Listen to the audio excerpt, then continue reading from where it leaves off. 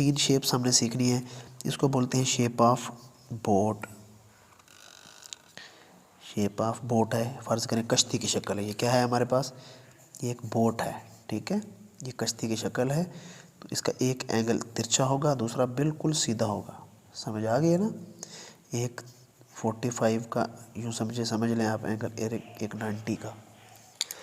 तो दूसरी हमारी जो शेप है इसको बोलते हैं anti clockwise shape of moon. Anti clockwise shape of moon.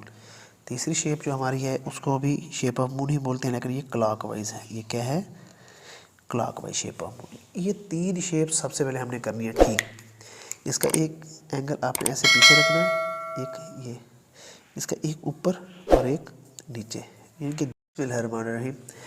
अच्छा, आज हम उर्दू का सेशन स्टार्ट करने जा रहे हैं। तो उर्दू में टोटल जो हरूफ तहजी हैं उनकी जो तादाद है वो है 39।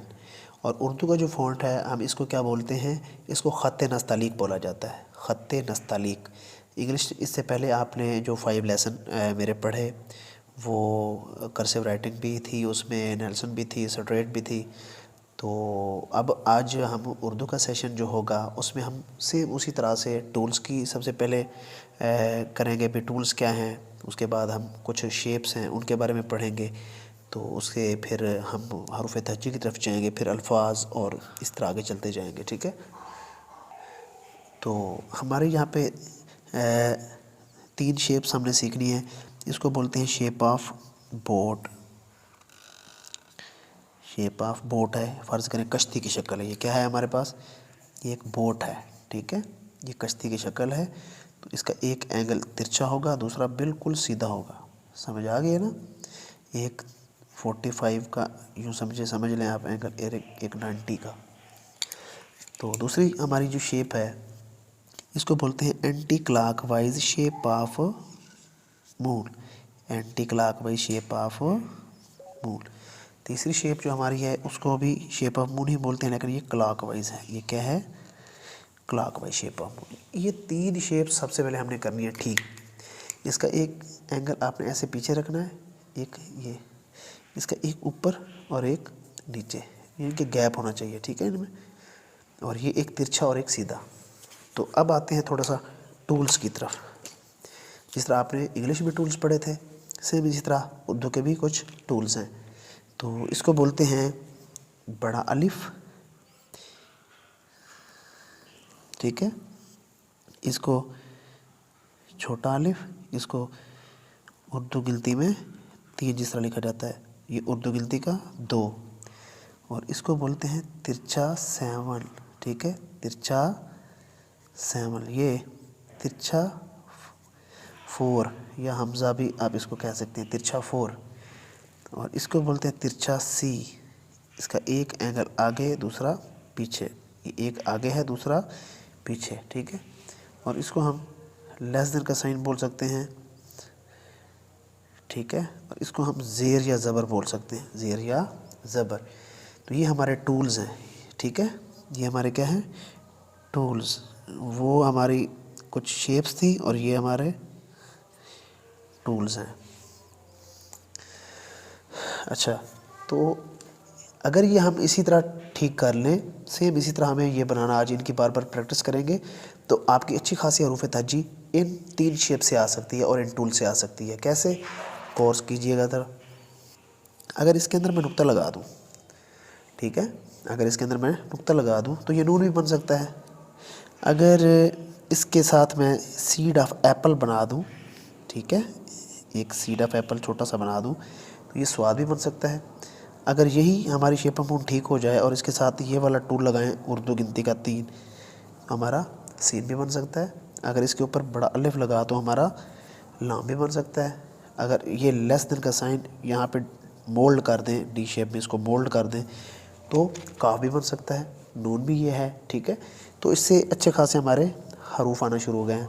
अब अगर ये तिरछा 4 यहाँ पे लगाएं और इसके साथ शेप ऑफ मून लगा दें तो आइन भी बन सकता है।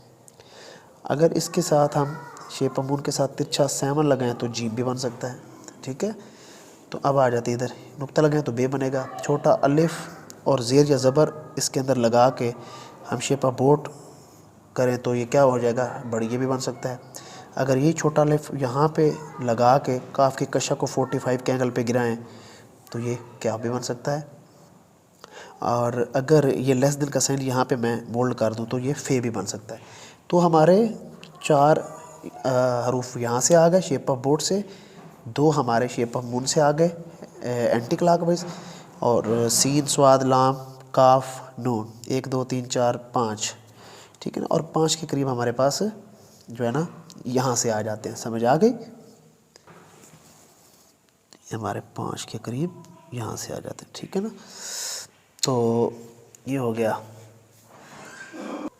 अब देखिए इस शेप ऑफ बोट से इधर मैं लिख रहा हूँ कि कितने बनते हैं।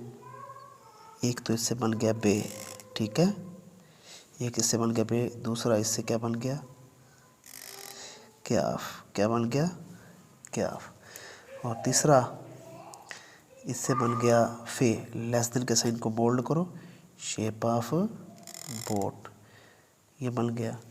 और फिर चौथा क्या बना, शेप ऑफ बोट, छोटा अलिफ ज़ेर या ज़बर रे डाल के और शेप ऑफ बोट, तो ये हमारा ये, ठीक है। तो ये किससे आ गए, शेप ऑफ बोट से। इसी तरह शेप ऑफ मून से हमारे पास तिरछा 7, ये कहाँ से लिया, ये टूल से, ये वाला टूल ठहरा है, ठीक है ना। तिरछा 7 और शेप ऑफ मून, तिरछा 7 और शेप ऑफ ये मून। इसी तरह ये जीम आ जाता है और फिर तिरछा 4 देन शेप ऑफ मून, तिरछा 4 देन शेप ऑफ मून, तो ये हमारा आइन भी बन सकता है। और अब आ जाते हैं यहाँ पे शेप ऑफ मून क्लॉकवाइज। देखें सीड ऑफ एप्पल, देखिए सीड ऑफ एप्पल, छोटा अलिफ देन शेप ऑफ मून, स्वाद भी इससे आ जाता है।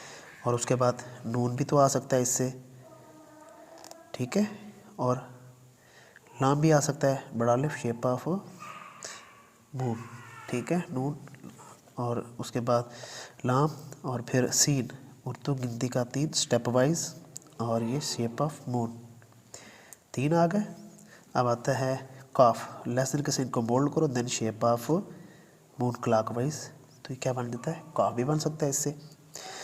तो और कौन सा रहता है, नून, काफ, सीन, स्वाद, स्वाद मैंने ऊपर लिख दिया, ठीक है। ये 5 इधर से आ जाते हैं हमारे। तो 2 ये हो गए, 5 ये हो गए, 4 हमारे पास ये हो गए। तो अगर हम टूल्स की तरफ जाएं तो ये भी सेम, अगर मैं इसको यहाँ पे फ़र्ज़ करें ये शेप ऑफ मून लगाऊँ तो जी भी बनता है, इस यहाँ पे लगाऊँ तो आइन भी बनता है। इसके नीचे आप छोटी ये शेप ऑफ मून क्लॉकवाइज लगाऊँ तो छोटी ये भी बनता है, इसके नीचे लगाऊँ तो ये काफ बनता है, ठीक है। और उसके बाद इसके नीचे लगाऊँ तो ये सीन भी बनता है, इसके लगाऊँ तो नून भी बनता है, यहाँ पे नीचे लगाऊँ तो लाम भी बनता है, ठीक है। इसके ऊपर ज़ेर ज़बर छोटा अलिफ लगाऊँ तो रे भी बनता है। तो पता चला ये 3 जो शेप्स हैं ये हमारे लिए बहुत ज़रूरी हैं और ये टूल्स भी हमारे लिए बहुत ज़रूरी हैं। अगर हम इन बच्चों को इन टूल्स की और शेप्स की लगातार 5-6 दिन प्रैक्टिस करवाएं तो हमारे खुद ब खुद फार्मेशन के साथ हरूफ तहजी हमारे बच्चे सीखना शुरू कर देंगे। अब खुद सोचिए यहाँ से कितने हरूफ तहजी हमारे पास आ गए हैं, ये देख लें आप, ये देखें और ये वाले देखें, सिर्फ इन शेप्स के ज़रिए आए हैं। तो अब आपने जो काम करना है वो क्या है, सबसे पहले आपने ये काम करना है, घर में प्रैक्टिस शुरू कर देनी है आज से ही शेप ऑफ बोट की। ये ऐसे खाली कश्ती की शक्ल आप बनाते जाएं, इस तरह शेप ऑफ बोट, काफ़ी ज़्यादा पेजेस इसके भर दें, ठीक है। ये हमारी शेप ऑफ बोट है, ठीक है, स्लांट और स्ट्रेट लाइन इस तरह। और फिर क्लॉकवाइज शेप ऑफ मून की भी प्रैक्टिस आपने बिल्कुल इसी तरह जिस तरह नून लिखा जाता है ना, ये हमारा क्लॉकवाइज शेप ऑफ मून है, ओके, ऐसे। और anti clockwise shape of moon की प्रैक्टिस कैसे करनी है आपने, ये देखिए यहाँ से ये ऐसे एंटी क्लॉकवाइज हमारा शेप ऑफ मून है, एंटी क्लॉकवाइज शेप ऑफ, ये पेजेस भर देने हैं आपने इस चीज़ के, ये 3, ठीक है, क्योंकि आपके पोर्स के अंदर कंट्रोल लेंगे, ये जो 3 शेप्स हैं ना आपकी पोर्स के अंदर कंट्रोल लेंगे तो आप इंशाल्लाह हरूफ तहजी अगर आपकी ठीक हो जाती है तो फिर आपको पता है हरूफ तहजी हमारी ईंटें हैं, तो जब हमारी ईंटें ठीक हो गई तो हमारी हरूफ तहजी ठीक हो जाएगी और फिर हरूफ तहजी से आपको पता है सारे अल्फाज बनते हैं। तो नेक्स्ट जो सेशन है हमारा बहुत इंटरेस्टिंग है, मेरे चैनल को सब्सक्राइब करना ना भूलिएगा और बेल आइकन भी प्रेस करें। तो नेक्स्ट वीडियो के लिए आपसे इजाज़त लेता हूँ। इंशाल्लाह ताला नेक्स्ट वीडियो में आपको हरूफ की टोटल फार्मेशन बताऊँगा आपको कि हरूफ की क्या फॉर्म्स हैं। बहुत शुक्रिया।